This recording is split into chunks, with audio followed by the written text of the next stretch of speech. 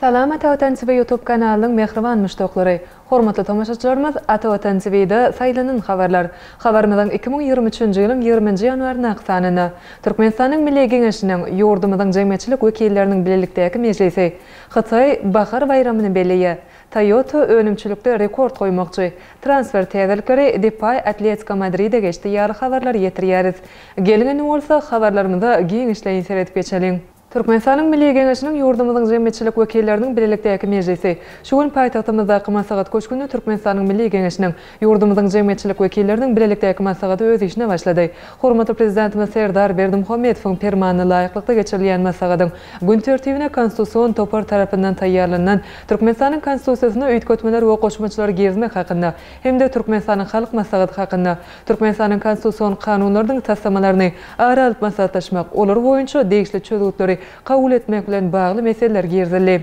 Umum milli foruma ýurdumyzyň hökümetiniň we Milli Geňeşiniň agzalary, ministrlikleriň pudoklaýyn dolanyş edaralarynyň, syýasy partiýalaryň, jemgyýetçilik guramalarynyň ýoldaşlary, welaýatlaryň, etraplaryň, şäherleriň hekimleri, halk maslahatlarynyň agzalary, edara kerhanalaryň işgärleri, diýarymyzyň sewitlerine wekilçilik edýän ýyl syýlagly ýaşullar, ýaşlar gatnaşýarlar. Türkmenistanyň Milli Geňeşiniň halk maslahatynyň başlygy Gurbanuly Berdimuhammedow, Milli Geňeşiniň ýurdumyzyň jemgyýetçilik wekilleriniň bilelikdäki maslahatyny açyk diýip eglan edenden soňra dowlat senasy ýanglany. Maslahatyň gün tertibine laýyklykda dürli gatlaklary wekilçilik edýän ýyleşlerimizden çykyşlary diňlenli.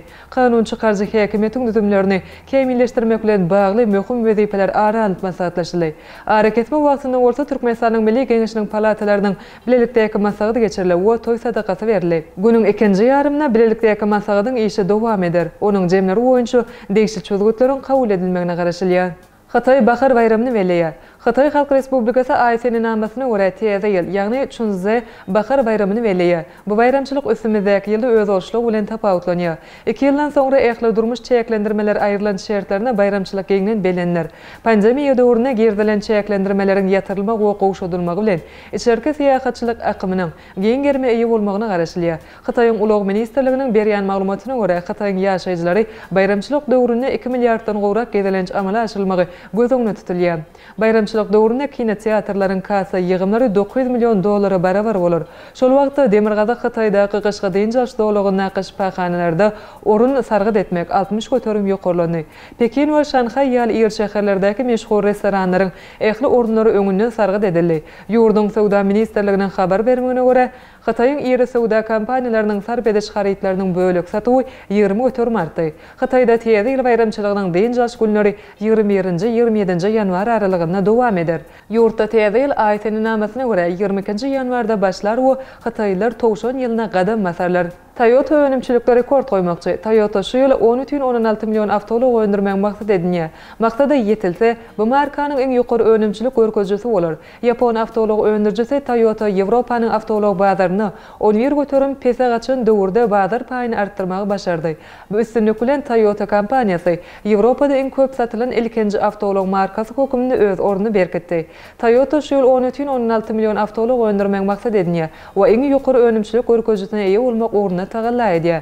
Yapon kompaniýasy soňky gezek 2019-njy ýylda 9,1 milyon awtolog öndürip öz rekordyny täzeledi. Toyota 2022-nji ýylyň aprelinden 2023-nji ýylyň mart aýyna çenli bolan maliýe ýylyna 9,12 milyon awtolog öndürmek maksadyny dowam etdirendigini ma'lum etdi. Transfer täzelikleri Depay Atletico Madrid'e geçti. Futbol toparlarynyň gaçky transfer mövsüm dowam edýär. Toparlar bu döwürde düzümini güýçlendirmek üçin täze futbolçular satyn alýar. Ispaniýanyň Barcelona toparynyň düzümine çykyş edýän Niderlandly Memphis Depay Atletico Madrid toparyna geçdi. Depay bilen täze toparynyň arasynda 2,5 ýyllyk şertname baglaşyldy. Niderlandly futbolçy 3-4 milyon euro gazanar. Ol bu mövsümde Barcelona toparynyň düzüminde 4 dowuşlukda oynady.